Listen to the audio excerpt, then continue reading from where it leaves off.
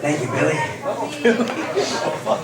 I actually have the opposite problem of Lynn. I have to buy t-shirts that are padded in the center to make my breasts look smaller. So I can complete the illusion of a hefty bag full of lime jello and hair clippings that always dreams of being a real boy. You know, I'm not the healthiest creature on the planet. I always believed in the old adage that a stick of margarine a day will keep the doctor away. Thanks a lot, Paula Deen. You can't have heroes anymore. And to think of it, I was knitting her a scarf entirely out of bacon for Christmas. I had to eat it alone in the car. Now, I feel bad that she has diabetes, and I don't wish disease on anybody. And I don't entirely approve of cannibalism. But when her foot falls off, it better go up on eBay.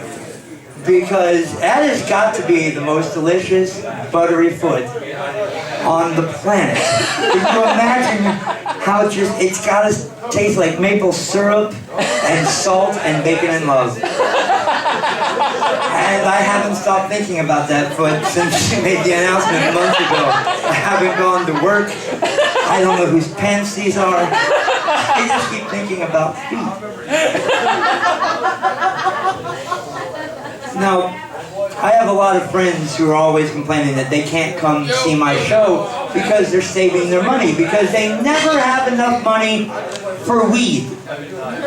Which has never been my problem, because, well, one, I don't smoke.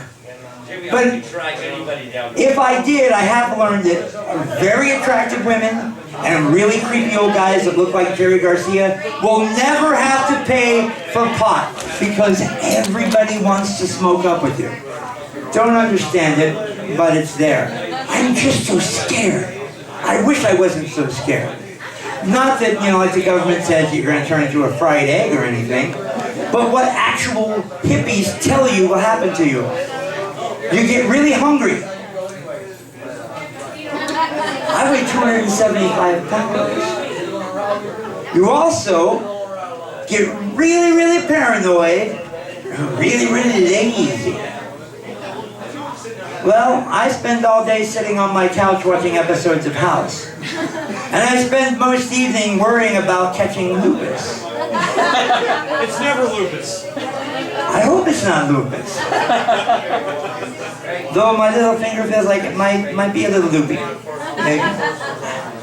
But can you imagine that if I did nothing but eat more, and was lazier, and was more paranoid, I would turn into a couch that never stopped screaming. Can you imagine if I got the munchies on Congress Street in Savannah out in front of Lady and Sons? She might be in there. Somebody would be going to jail. And somebody would be buying a wheelchair. Now, you can actually smoke in South Carolina, right? Yeah, they're still allowed, they still haven't taken that away from you yet? How many people here smoke? I'd like to see hands. I'm in anything at all. Cigarettes, pot, ham, anything at all. I have something to say as a non-smoker to people who smoke. Don't stop smoking. Don't ever let anybody talk you into stopping smoking, because there's no reason. Health is a myth. It's true. Like cancer isn't a vampire. It doesn't wait to be invited in. Anybody can get sick at any time. My mother has never smoked. Ever. And she has tongue cancer. Her tongue had to be removed from her mouth and replaced with this weird thing they formed out of aspat and orange skin, this arm-ass tongue that they had to sew into her face. And this is the only 6th time in America anyone has had tongue cancer. And the other 5 cases were like rodeo clowns and truck drivers who've just been eating tobacco for 40 or 50 years. Now my grandmother is 92 years old, and she started smoking when she was 9. And she's fine. She lives alone. She can cook and clean and take care of herself. And there's nothing wrong with her at all. So we got my mother, who's never touched a cigarette, and she can no longer speak or eat. And my Nana, who's basically the smoke monster from Lost, goes boot scooting every Friday night. There is no such thing as health. It's been invented to sell Bowflexes and shake weights. Like, I need to exercise this hand more so I get a shake weight. If I want to eat a dozen Big Macs in a row, I'm going to do it because it does not matter at all. The only difference in healthy people and unhealthy people is healthy people die jogging. Unhealthy people die sitting on a couch watching Everybody Loves Raymond. Now in my family, I'm in my 40s and I'm the youngest member of my family that doesn't have diabetes. And all my younger cousins are constantly asking, you know, what's the secret? What's the trick to being in your 40s and not having diabetes? And I tell them this: I eat anything I want, and I do not exercise. And I haven't seen a doctor since I was 9 years old. So, my eyesight's going, and my right foot only works on Wednesdays, and my urine smells a lot like cotton candy. But I tell you, it's a whole lot better than having diabetes. Because I don't want to know! I don't want to know what's wrong with me. Why would you want to know what's wrong with you? I can be sick, but I don't want to live as a sick person. If people want to find out what's wrong with me, they can figure it out in the autopsy. Well, he had high blood pressure, diabetes, and his hair had cancer, and his blood apparently glows in the dark and can eat through metal. Why do I have any reason to know why I'm dying? If I really get that curious, I'll just ask somebody when I get to hell. What? How did I get lupus? Because who wants to be a sick person? I don't think anybody's wish list is to be a sick person. Why would you want to die in a hospital bed, surrounded by your friends and your family? I want to be found in a red-roofed inn, handcuffed to a dwarf, surrounded by Snickers wrappers with a foot on the bedstand. I want them figuring out what happened to me on Forensic Files. I live in Savannah, and I love living in Savannah. Did you see some of the weirdest people and the weirdest things? There was a woman out on the street, and she was kind of dressed like one of those Jersey Shore people because she had bump it and multiple wife beaters and the leopard skin pants, but she was huge. It was a double snooki. I'm like, what does it mean? Because in the South, you have access to gravy, unlimited access to gravy, and they haven't made it illegal in the restaurants yet.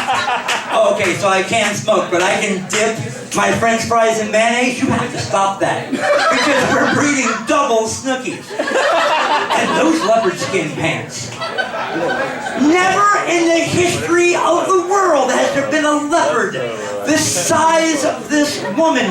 Not in the Congo, not in the Cretaceous era. There is not enough leopards left on the planet to make pants to structure around this woman. And I don't want to hurt her feelings, but I need to stop and just let her know. Can I do a PSA? Can I go on like After Friends or something? It's like, listen, I don't want to be mean, but if you're an overweight woman, there's only one look you can pull off. It's called fat girl in a baby doll dress. Oh my God, fat girl in a baby doll dress. Because they've got the big ass skirt that hides the belly but exposes the ass, and the boobies just jump up to say, hello, can I take your order?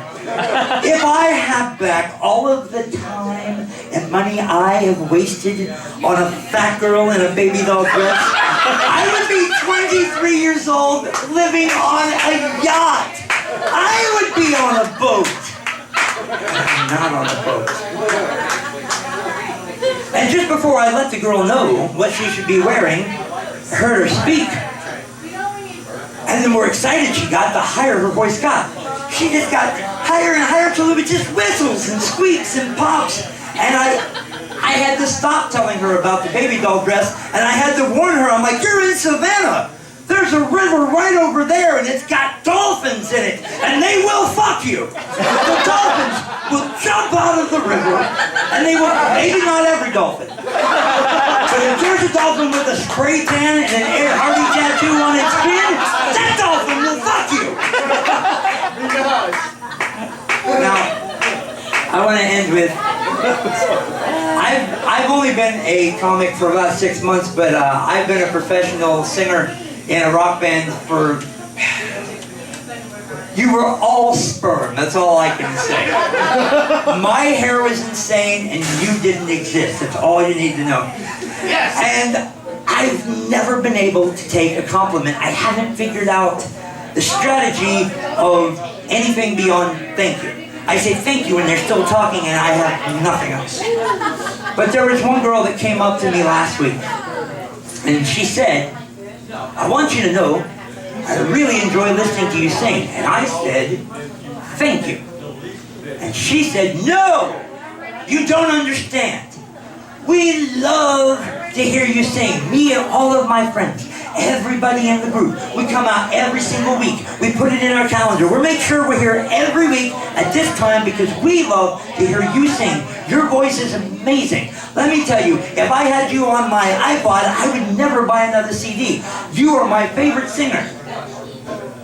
And so I said, well, thank you again. I appreciate your business in coming out. May I ask your name? She said,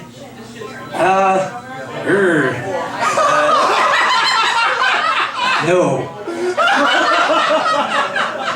So what she's really saying is, oh, I'm sorry. If I made you believe I was actually acknowledging you as a human being with feelings and self-esteem. See, I just hadn't heard myself speak in a while, and I was starting to forget what my voice sounded like. So I'm like, Carla, I've just got to find somebody I can talk to for a long period of time. And that guy doesn't seem to be busy eating goats or hanging out under a bridge at this moment. So maybe he'll listen to me for a while because I don't think actual people talk to him very often. Also, that Gypsy said that if I could squeeze 1,000 words in under 5 minutes, that Eddie Murphy would explode. My name is Raz Nasty. I do not have my spoon. One more time for Raz Nasty, everybody. That was fucking hilarious.